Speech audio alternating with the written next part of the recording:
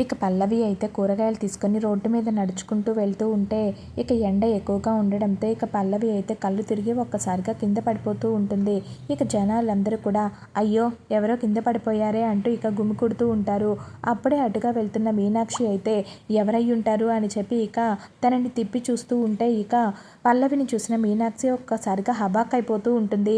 ఇక చాలా బాధపడుతూ ఇక వాటర్ అయితే తాపిస్తూ ఉంటుంది. ఇక పల్లవిని లేపి ఇక వాటర్ తాపి పల్లవి అయితే ఇక మీనాక్షిని కళ్ళు తెరిచి చూడడంతో ఇక పల్లవి అయితే ఒక్కసారిగా షాక్ అయిపోయి చిచి నీలాంటి పాపిష్టి దాని చేత్తో నీళ్లు తాగే కంటే చచ్చిపోవడం బెటర్ అని చెప్పి ఇక తిడుతూ ఉంటుంది.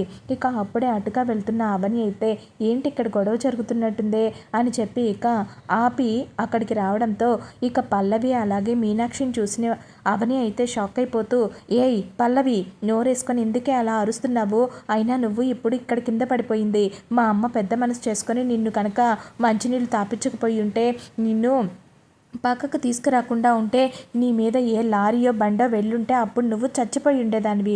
మా అమ్మ నీకు ఎంత సహాయం చేసిందో తెలుసా, అలాంటివేవి మనసులో పెట్టుకోకుండా వయసులో పెద్దది అని కూడా చూడకుండా నీ ఇష్టం వచ్చినట్టు మాట్లాడతావా అని చెప్పి ఇక అవని అయితే తిడుతూ ఉంటుంది.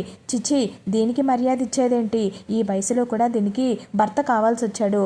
మా నాన్నని ఈ వయసులో తన చుట్టూ తిప్పుకోవాలని తను కావాలనే కదా ఇదంతా చేస్తుంది.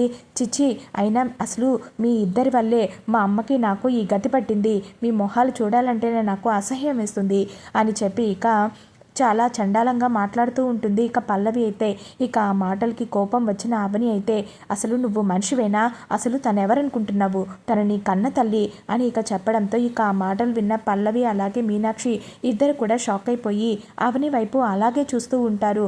ఇక